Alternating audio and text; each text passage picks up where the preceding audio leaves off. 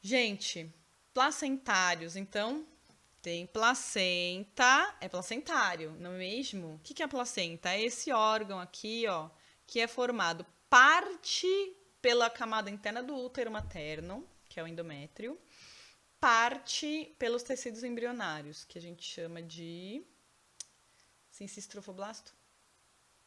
É, mais ou menos isso. Enfim, parte pelos tecidos embrionários. Então, a placenta é um órgão de conexão entre o sistema circulatório da mãe e o sistema circulatório do bebê, ficam muito próximos um do outro e as substâncias vão passar de um para o outro. O que a placenta permite? Ela permite que esse embrião permaneça dentro da mãe por um longo período.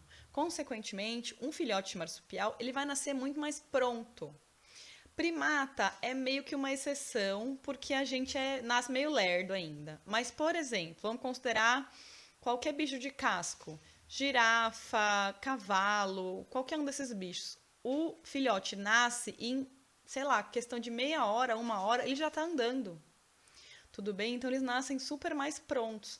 Elefante passa 22 meses dentro da mãe, o filhote elefante. Ele nasce conseguindo se locomover, conseguindo se alimentar, chega até a mãe e mama e tal, e beleza. A única coisa que demora um pouquinho no caso do elefante é ele aprender a controlar a tromba, porque, meu, é muito grupamento muscular, ele dá umas bugadas no cérebro do coitado, mas, né, é de se entender. Procurem vídeos de filhotes de elefante aprendendo a mexer a tromba, é engraçadíssimo de assistir. Aqui nesse vídeo, nesse slide, perdão, eu estou falando sobre algumas das ordens de mamíferos placentários, são as mais famosas, as que mais caem, tudo bem? Então, xenartros ou edentados são os tamanduás e os bichos preguiça. Eles não têm dentes nessa parte da frente, às vezes não tem nenhum dente, mas geralmente na parte da frente eles não têm dente. E aí eles têm garras para locomoção, os movimentos são lentos. Preguiça e tatu são os mais famosos. Proboscídeos são os elefantes, certo? Tem elefante grande, tem elefante da selva, tem elefante da savana. Parará. Cetáceos, que são tanto os golfinhos, temos cetáceos com dentes e temos cetáceos com barbatanas dentro da boca. Então, os golfinhos são os cetáceos odontocetos, que a gente chama, e as baleias são os cetáceos misticetos, que têm as barbatanas para se alimentar. E são animais que são aquáticos, vida inteirinha dentro da água, mas derivam de um grupo que é terrestre, que é o grupo dos mamíferos, tudo bem? Então, retorno ao ambiente aquático. Muito legal da gente observar. Temos a ordem dos roedores. A gente tem aí dentes apropriados para roer, né? Como diz o nome da ordem. Os serelepes, por exemplo, são roedores. Rato, castor, paca também são roedores. Tudo bem? Coelho não é roedor. Coelho é outra ordem, lagomorfa. Então tá.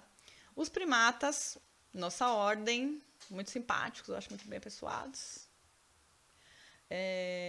Exemplos bons de primata: chimpanzé, gorila, mico. E a gente vai ver um videozinho que eu fiz com os saguizinhos aqui da minha varanda, falando sobre os primatas. Quirópteros, que são os mamíferos voadores, voadores de fato, tá? Não aqueles que planam, que nem esquilo voador, não sei o que lá, voador, não sei o que, voador. Não, quem voa de verdade mesmo, ativamente, é morcego, que tem os membros anteriores modificados para asas, que a gente comparou, inclusive, com a asa da ave na aula de aves, tudo bem? Carnívora, ordem carnívora. Gente, tipicamente predadores. É muito comum esses animais serem ameaçados de extinção. Por quê? Porque eles são animais predadores de topo de cadeia. Certo? A gente vai falar sobre isso já já. Os dentes tem presas, tem os caninos muito desenvolvidos. E aí essas presas servem para matar mesmo o animal que eles vão usar para se alimentar e para arrancar pedaços e tal. E aí os dentes posteriores, os molares, são modificados em dentes carniceiros, conseguem cortar carne, tendão com facilidade. Então, uma dentição toda adaptada para isso. Tudo bem? Artiodáctilos, que são os porcos, por exemplo, veado, boi, tudo isso é artiodáctilo. São animais com... Eles andam sobre as unhas, então a gente chama de casco, mas é a unha, né, se você for pensar. E também temos os sirênios. Eu vou falar dos sirênios já já, que eu estou tampando os sirênios nesse momento, Eu vou falar sobre os sirenes já já, tudo bem? Gente, vamos comparar, olha só. Isso é um coati, tá? Um mamífero terrestre, parará, visão meio prejudicada, mas enfim. E isso é um golfinho, mamífero também. Olha a diferença desses bichos, cara. Primeiro, o coati é inteirinho coberto de pelo. Segundo, totalmente adaptado ao ambiente terrestre. Enquanto que o golfinho só tem pelo quando é bem recém-nascido, totalmente adaptado ao ambiente aquático. Até o órgão que ele usa para respirar, em vez de ser assim na frente da cara, que é nem o nosso, é na tampa da cabeça, para facilitar, tudo bem? Eles têm órgãos de ecolocalização. É um bicho totalmente adaptado para o ambiente aquático. Eles têm a pele bem oleosinha para diminuir o atrito, diminuir a turbulência com a água. Incrível, golfinho. Inteligentíssimo. E aqui tem uma estrutura de um mamífero.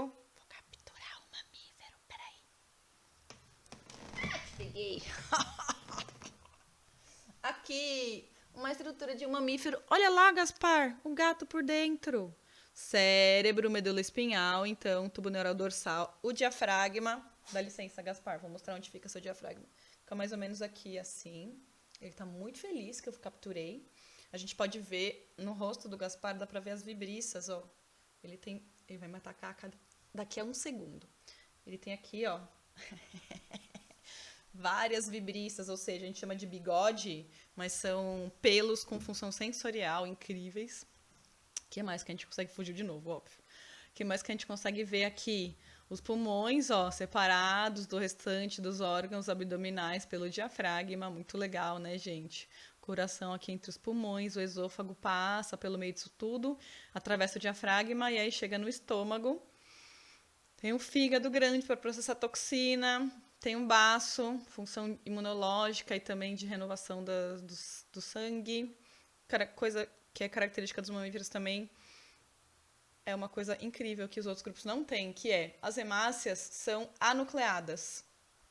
Porém, para elas poderem ser anucleadas, poderem passar por capilares que são muito estreitinhos no corpo dos mamíferos e tal, sem se romperem, elas precisam ser renovadas frequentemente, né? Já que não tem núcleo, não tem uma capacidade de autorreparação.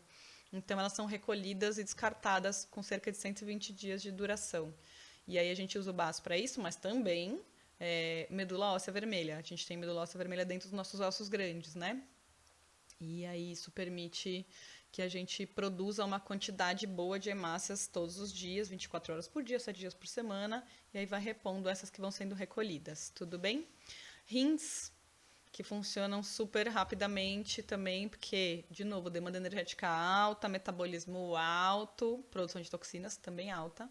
O rim vai recolher a ureia, que o fígado converteu a amônia em ureia, a gente produz amônia, né, como lixo. O fígado vai converter em ureia, que é menos problemática e não precisa de tanta água para ser descartada.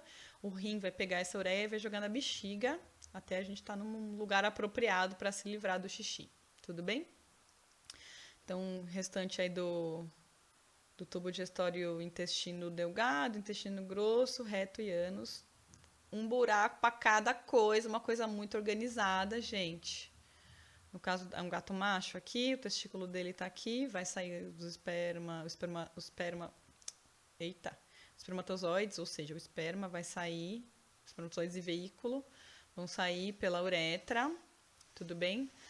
Mas se fosse uma fêmea, ia ter um buraco para cada coisa. Ânus aqui e a saída da uretra. Beleza. Gente, vamos comparar. Vamos comparar tubo digestório do herbívoro com o tubo digestório do carnívoro. Se liga. O estômago do herbívoro é menor do que o do carnívoro. O intestino delgado é muito mais comprido e tem um seco, apêndice ileocecal gigantesco no caso dos herbívoros. Por quê? Porque eles precisam processar a parede celular vegetal, que é insolúvel em água e só as bactérias conseguem dissolver. Tudo bem? Então, muitas bactérias aqui que vão ser responsáveis por parte dessa digestão, tudo bem? E aí o intestino grosso, beleza, bem comprido ainda, ânus, certo? No carnívoro, o estômago é muito maior, porque as refeições tendem a ser maiores e ele não sabe quando que vai ser a próxima refeição. Então, quando ele acha uma presa, ele come tudo que ele consegue comer, enche esse estômago grande. Mas o estômago mesmo que já vai ser responsável por degradar as proteínas para poder absorver. Então, ele não precisa de um intestino muito comprido, porque ele come carne e o estômago que dá conta dessa carne, certo? Intestino bem mais curto, o apêndice ileocecal bem menor, o intestino grosso e o ânus. Beleza. Agora a gente vai falar sobre os ruminantes. Gente, qual que é o lance dos ruminantes?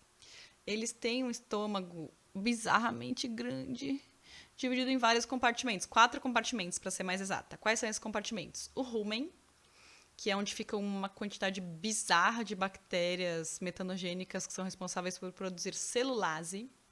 O retículo, que vai formar pelotinhas de alimento vindas do rumen e vai devolvê-las para o esôfago. O ômago, que é um estômago químico, e o abômago, que é o outro estômago químico, que são semelhantes ao nosso estômago químico, que produz proteases e etc. e tal. Então, beleza. Tá lá, no habitat dele, um veado, ou um camelo, ou um dromedário, que é parente do camelo, mas tem uma corcova só, ou um bode, ou um carneiro, ou uma alpaca, gente. Olha que coisa mais fofinha essa carinha. Comendo vegetais, porque eles são restritos, herbívoros restritos. Beleza. Pegou lá um tanto de capim, o bicho mastigou. Capim é um negócio duro, parede celular super bem desenvolvida, celulósica. Mastigou, engoliu. Essa comida vai primeiro boca, né? Esôfago, obviamente. E aí, rumen, ou pança. Fica lá um tempão fermentando, sofrendo ação das enzimas digestivas das bactérias metanogênicas do rumen. Certo, beleza. Depois de ficar um bom tempo lá, várias horas no rumen, você tá olhando lá para o camelo, para a alpaca, para o boi, tá olhando para sua cara, calmamente, do nada ele dá um arroto e volta a mastigar. Por quê? Porque a comida estava no rumen, foi para o barrete, foi uma pelotinha desidratada de comida semi-digerida, volta pelo esôfago até a boca e aí o animal volta a mastigar. Com que propósito? Romper paredes que ainda não se romperam completamente para que o animal possa acessar o interior da célula. Né, gente? Então tá, beleza. Mastigou novamente, engoliu, essa comida vai voltar para o estômago dele, só que não vai passar de novo pela pança, vai direto para o folhoso ou para o ômago e depois para o abômago e aí depois o intestino. Chegou no intestino, praticamente não tem mais digestão química para fazer. O animal vai só absorver o restante dos nutrientes que precisa e aí depois isso volta para o ambiente na forma de cocô. Beleza, vamos conversar sobre os mamíferos à beira da extinção do mundo, não do Brasil. Do Brasil é já já. Então tá, gente. Da esquerda para a direita, vaquita é um cetáceo pequeninito. Ele pesa cerca de 55 quilos, é um bicho pequeno, 1,5 m de comprimento, perto dos outros cetáceos ele é bem pequeno. É considerado mais raro porque a população só vive ali no Golfo da Califórnia, tá? É uma região que sofre alta degradação ambiental decorrente de agrotóxicos que vêm do sul dos Estados Unidos. Então, tem ali nessa parte do Golfo da Califórnia, tem uma zona da morte, um local que sofre muita degradação por causa da água que vem carregada cheia de agrotóxicos e outros poluentes do Mississippi. Beleza. Beleza não, né? Péssimo, mas enfim. Próximo animal, rinoceronte branco do norte. A subespécie, que é branco do norte, está extinta. Porque o último macho que tinha, chamava Sudã, morreu lá no Quênia. E aí não tem uma população, apesar de não ter um comportamento tão sofisticado assim, e aí ser possível recuperar um pouco da população, pelo menos, com reprodução in vitro, que é o que está sendo feito, então estamos tentando fazer a partir de coisas que já tinham armazenadas aí desses animais. Tá? Então tá. Gorila das Terras Baixas, gente, o número exato de exemplares a gente não sabe, mas o estado é criticamente em perigo, principalmente por causa de caça, que é o caso do rinoceronte também, de todos os rinocerontes, são caçados. E também porque, geopoliticamente, o local de onde ele é nativo, que é essa parte aqui do continente africano, é muito complicada. Então, tem muita guerra ainda, muita caça, pouca fiscalização. Existe procura de partes do corpo desses animais com fins medicinais ou mágicos, enfim, no continente asiático, geralmente. E aí, consequentemente, os animais são caçados e estão muito perigo, criticamente em perigo, tá? Orangotango de Bornéu, também a população asiática, né? Bornéu é considerado Ásia, Oceania, sei lá. Criticamente em perigo. Floresta tropical de baixa altitude e pântanos. Os habitats sofrem degradação, consequentemente, as populações ficam em risco de extinção. Mesma coisa acontece com o leopardo de Amur. Gente, por quê? Porque predadores de topo de cadeia, como os felinos, por exemplo, eles são seriamente afetados por danos aos territórios. Porque eles precisam de uma área muito grande para manter uma população de presas de um tamanho saudável. Consequentemente, são os animais que correm risco mais rápido de extinção quando você está degradando o ambiente. Aqui nessa página, a gente está vendo alguns primatas que estão em risco de extinção aqui no Brasil. Tudo bem? Esse daqui é um sauá, que é um animal que ocorre aqui na região da Cantareira. Esse daqui é um muriqui. São todos animais de Mata Atlântica. Isso daqui é um bugio, Aloa taguariba. Isso daqui é um mico-leão da cara preta. A gente teve um projeto de recuperação da população do mico-leão dourado, que foi um projeto de sucesso razoável. Foram reproduzidos em cativeiro e depois reintroduzidos os animais. Deu super certo. E existem projetos semelhantes, apesar de que não estão sofrendo o fomento, não estão recebendo o fomento que eles deveriam estar recebendo nesse momento, mas enfim. Qual que é o problema desses bichos todos? Degradação de Mata Atlântica, né? A gente tem uma porcentagem muito pequena do que era originalmente coberto por Mata Atlântica no país. Consequentemente, todos os animais estão em risco de extinção. E animais com comportamento sofisticado, como os primatas, é mais complicado ainda. Tudo bem? Só não é tão complicado quanto a recuperação das populações de carnívoros. Gente, olha só. Esses carnívoros que a gente está vendo aqui: raposa, lontra, jaguatirica, aqui uma irara.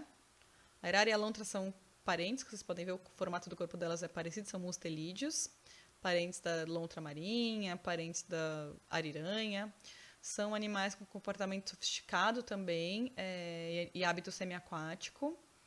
E estão em risco de extinção por causa de poluição dos rios e de degradação do ambiente. Qual que é o lance do animal carnívoro? Ele precisa de um número grande de presas. Consequentemente, precisa de uma área grande. E aí, esses animais estão sofrendo um impacto muito forte. Mais animais brasileiros em risco de extinção. Aqui temos 3 felídeos. Esse daqui é um gato mourisco. Tem essa variedade que tem o pelo acinzentado. E também tem uma outra variedade que tem o pelo mais parecido com a cor do pelo do lobo-guará. Ou da onça parda. Esse daqui é uma onça pintada. Elas são muito grandes, são os maiores felinos que a gente tem aqui nas Américas. Qual que é o lance? Preciso de uma área muito grande para manter a população de presas geneticamente saudável e, consequentemente, a onça conseguir comida suficiente para ela. Tudo bem? Elas são animais que conseguem atravessar pasto, mas os bichos que elas comem não necessariamente são bichos que vão sobreviver no pasto, tá? Então, não adianta ter pasto, precisa ter floresta mesmo. O que mais? A sussuarana também ocorre em toda a América, inclusive na América do Norte. Também um animal que está em risco de extinção, o mesmo problema. A gente fala que são espécies guarda-chuva. Você vê que aquela população está sofrendo prejuízo, todas as populações das quais ela depende também estão sofrendo prejuízo. Tudo bem? E esse daqui é um canídeo, o único canídeo do slide, que é o lobo-guará, que é um animal que está sofrendo sério impacto, porque o cerrado está sofrendo sério impacto, séria degradação, séria predação por humanos para a constituição de pasto e, enfim. Consequentemente, o bicho também está sofrendo sério impacto. Era isso que eu tinha para falar sobre mamíferos com vocês. Vamos fazer o possível, vamos criar consciência ambiental, gente, para que a gente consiga ver esses bichos aí com sucesso evolutivo e sem interferência humana, ou com a menor interferência possível. Tudo bem? A gente se vê na próxima aula. Qualquer dúvida, fala com a gente. Tchau, tchau!